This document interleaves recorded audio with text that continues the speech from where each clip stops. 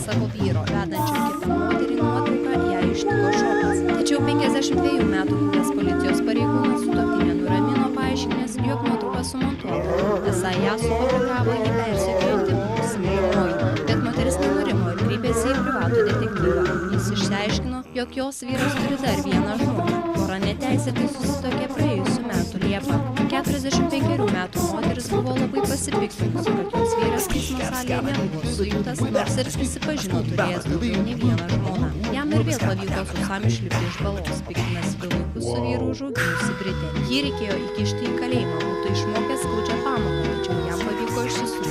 Jaučiuosi labai kvailai, visi išskyrus mane matė, kas jis per žmogus. Dabar suprantu, kad visus tuos metus jis man melavo. Aš ir vaikai esame sužlugdyti. Jis mane paliko 2006 metais per pačias kalėdas. Nors gyvenome atskirai, vis dar buvome vedę. Kartu miegojome. Neturėjau žalio supratimo, kad jis ir toliau turi romaną ir nevedė. Pirmą kartą apie tai sužinojau 2 metų gruodį, pasakojo ta moteris. Būtent tada moteris aptiko savo vyro atskirą socialinėme tinkle Facebook. Ten buvo patalpinta jo vestuvių nuotrauka. Apgaulę išsiaiškinusi moteris kreipėsi į policiją. Jos vyras buvo sulaikytas. Vyras teisme pripažino savo kaltę. Teismas vyrui skyrė 250 valandų viešųjų darbų. Kalėjimo vyras išvengė, nes pripažino savo kaltę ir 2 oficialias žmonas turėjo sąlyginai neilgai, vos 12 mėnesių.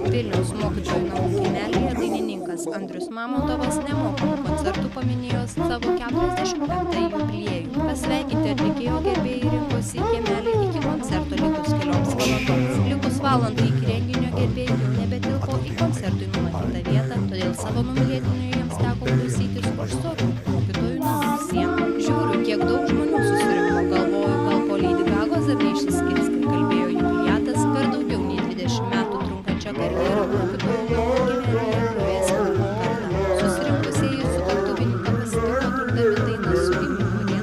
Vieną garsiausių Lietuvos dainininkų pasveikino ir naujienų portalas Delfi bei įteikė jam saldžią dovaną. Andrius Mamontovas Delfi sakė nesitikėjęs gimtadienyje sulaukti tiek svečių. Padėkojęs už dovanas Andrius patikino, jog su tais, kurie netilpo į renginį, jis būtinai pasimatys kituose koncertuose.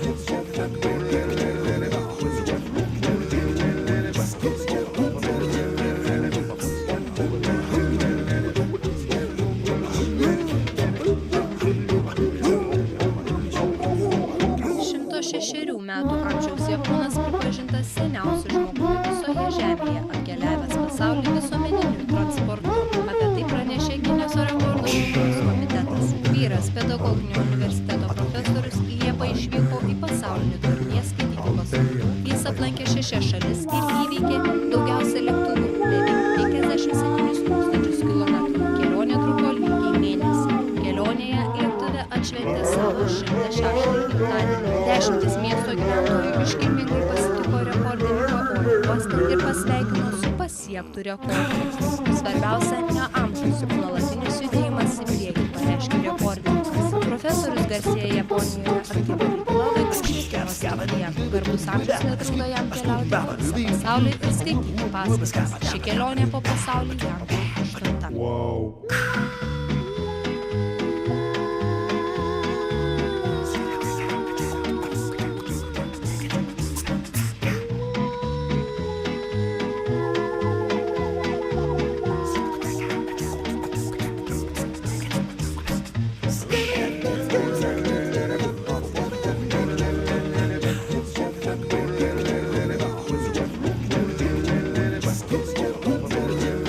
Britanijos princas Haris šį savaitgalį Las Vegase pademonstravo savo nuogą kūną biliardo metu savo VIP apartamentuose prie būrio draugų nusimaudamas kelnes ir apnuogindamas užpakalį. Tai įvyko per siautulingą vakarėlį vieno prabangos viešbučio apartamentuose.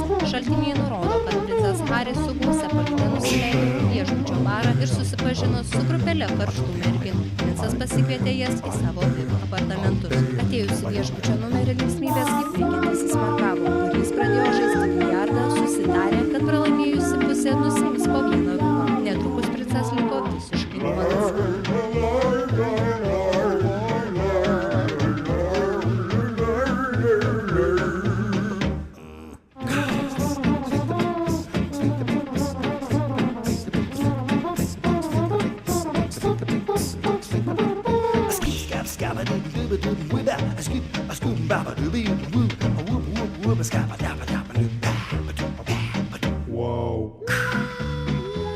Oficialus Vatikano dienraštis kreipėsi į lėlės garbės gamintoją, prašydamas pardavinėti plikos lėlės versiją vaikams, kurie neteko savo plaukų dėl ligos ar chemoterapijos. Jungtinių Amerikos valstijų žaislų gamintoja jau yra pradėjusi barbių krintančiamis garbomis vaikais, bet planuoja dovanoti jas tiesiai ligoninėms užuot pardavinėję.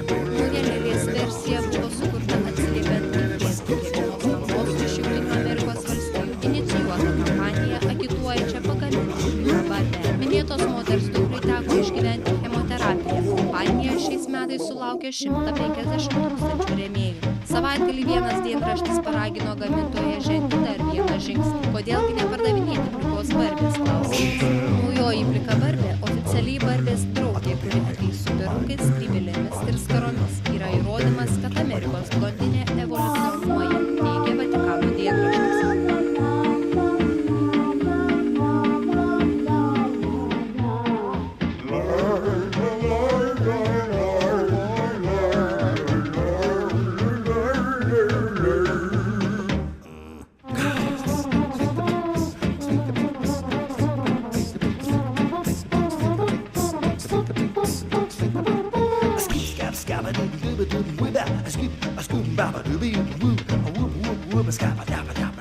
Nors po antradienio vakarą Vilniaus Vingio parke įvykusio didingo Lady Gagos koncerto internete pasirodė svarstymų, kad renginio organizatoriams nepavyko surinkti planuoto žmonių skaičiaus, patys koncerto rengėjai tikino esantis patenkinti įspūdingu šou. Viskas gerai, žmonių susirinko tiek, kiek susirinko, bendras skaičius yra daugiau kaip 20 000. Tiksliai įvardinti negalime, nes tai komercinė paslaptis, bet apytiksliai duomenys yra tokie, kalbėjo atstovas Alius Karablikovas. Jo teigimu, visi Lady Gagos pasaulinio turo koncertai Europos teritorijoje yra panašaus dydžio. Į visus koncertus mūsų Europos dalyje susirenka panašus žmonių skaičius, tą lemia gana aukštos bilietų kainos ir jauna auditorija, aiškino atstovas. Anot koncerto rengėjų, galimybės, kad tokio masto pasaulinės žvaigždės koncertas vykdys dėl nesusirinkusių gerbėjų, tiesiog nėra. Jei tokio kalibro žvaigždė suplanavo koncertą, kiek žmonių besusirinktų, jį koncertuos. Jie neturi teisės atšaukti savo pasirodymų, pabrėžė organizatorių atstovas. Išties, kuomet planuojami tokių ryškių atlikėjų koncertiniai turai, iš anksto skaičiuojama, kur ir kiek klausytojų dainininkų surinks, o mažiau žiūrovų surenkantys miestai į gastrolių žemėlapį neįtraukiami.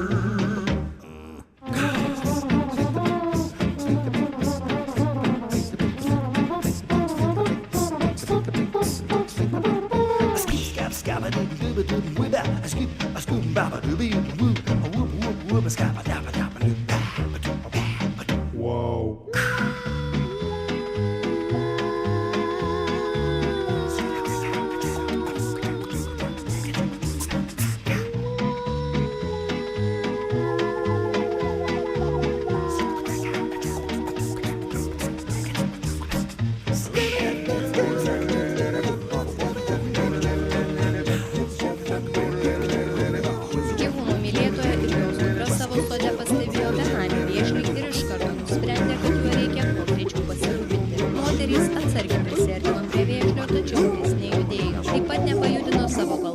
pagavus salotų ir pomidorų griežinėlių. Kuomet vargšas augintinis atsisakė ėsti, jos globėjos padarė prielaidą, kad vėžlys yra sužeistas, pavyzdžiui, katės arba dar blogiau mirtinai išgąsdintas. Moteris nedelsdamos paskambino į laukinių gyvūnų gelbėjimo centrą. Tik atvykus gelbėjimo centro savanoriai jos suprato, kad vėžlys nėra tikras. Man buvo neramu, kad jis galbūt negyvas, pasakojo 67 moteris. Tada ponia iš gyvūnų gelbėjimo centro pažvelgė į vėžlį, pakėlė jį ir daug kartų su užkirtoju pasakė, jis nėra negyvas, jis keramikinis.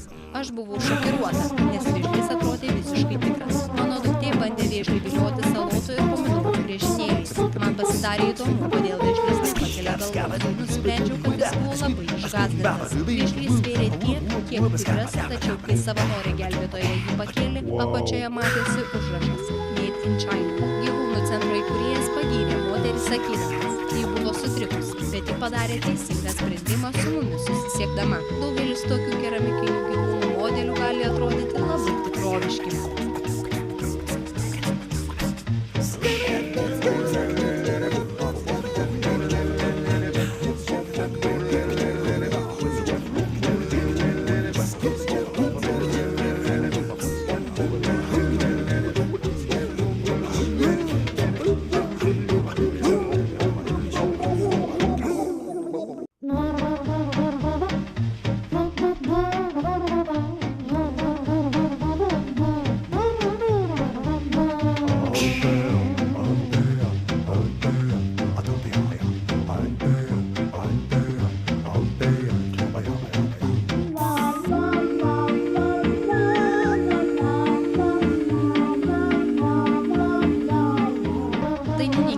Pikul jau pradėjo sukti galvą, kuo vilkės vestuvių dieną.